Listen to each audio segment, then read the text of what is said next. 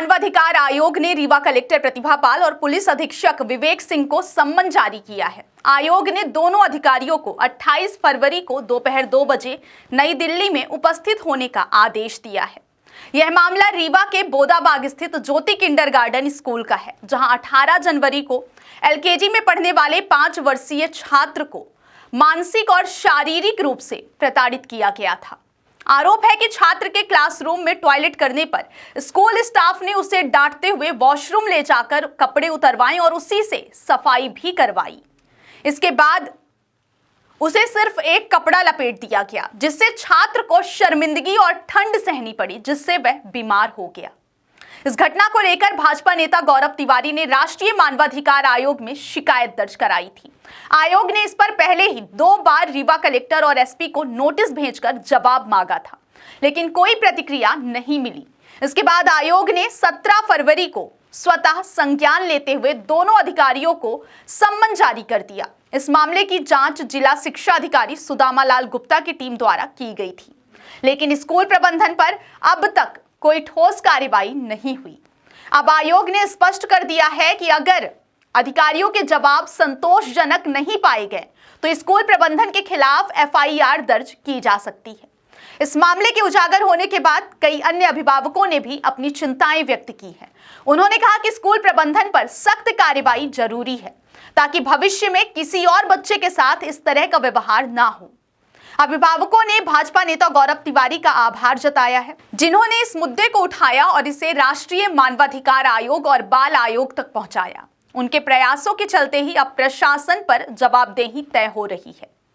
अब सभी की निगाहें 28 फरवरी पर टिकी हैं, जब कलेक्टर और एसपी को आयोग के समक्ष पेश होना होगा। अगर आयोग उनके जवाब से संतुष्ट नहीं हुआ तो स्कूल प्रबंधन के खिलाफ कड़ी कार्रवाई हो सकती है। पीड़ित बच्चे की मां ने आज मीडिया से चर्चा के दौरान अपना पक्ष रखा है।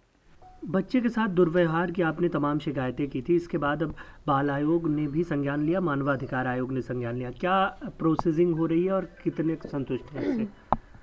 प्रोसेसिंग हो रही है। इससे पहले हमें एसपी ऑफिस से भी अपना स्टेटमेंट देने के लिए कॉल आया था, तो हम वहाँ पे भी गए थे और प्रोसेसिंग जारी है। मुझे उम्मीद है कि हमें न्याय मिलेगा, मेरे बच्चे को न्याय मिलेगा।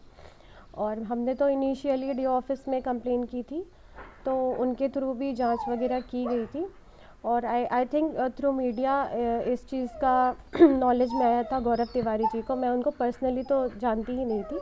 उन्होंने इस चीज़ को सीरियसली लेते हुए मानवाधिकार आयोग में कंप्लेन किया था, तो अभी वहाँ से जांच पूरी जारी है। मुझे उम्मीद है कि हाँ, हमें न्याय मिलेगा। आपने अपना स्टेटमेंट दिया है, आपको बुलाया गया था प्रशासन के? जी हाँ, मुझे कॉल आया था अपना स्टेटमेंट देने के लिए, तो मैं गई थी वहाँ। तो उस पर क्या बताया आपने?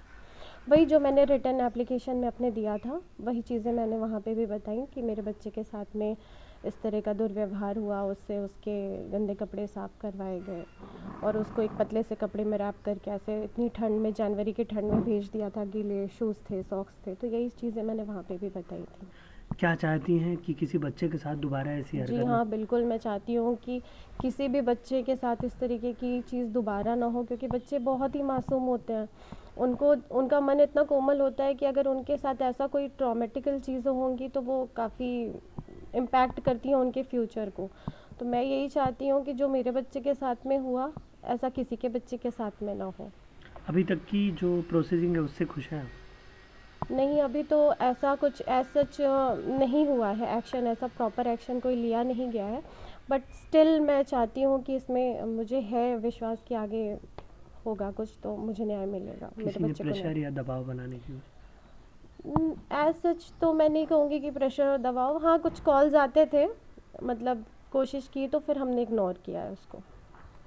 यह पहली बार है जब इतने बड़े स्तर पर कार्यवाही की जा रही है। बीजेपी नेता गौरव तिवारी ने मामले को संज्ञान में लिया और शिकायत दर्ज करवाई, जिसके बाद यह कार्यवाही की जा रही है। अब रीवा कलेक्टर और एसपी को आयोग के सामने पेश होना है। अब सवाल यह खड़ा हो रहा है कि कार्रवाई किसके खिलाफ होगी? स्कूल प्रबंधन, स्कूल के फादर, स्कूल की टीचर, या फिर किसी छोटी कड़ी को सामने कर दिया जाएगा? लेकिन एक बात तो साफ है कि संवेदनशील मामले को गौरव तिवारी सही फोरम तक ले गए, जिसके बाद अब एक्शन हो रहा है। विंध्या टाइम्स अभिभावकों से अपील करता है कि ऐसी घटनाओं पर शिकायत करें। आखिर सवाल बच्चों के भविष्य का है।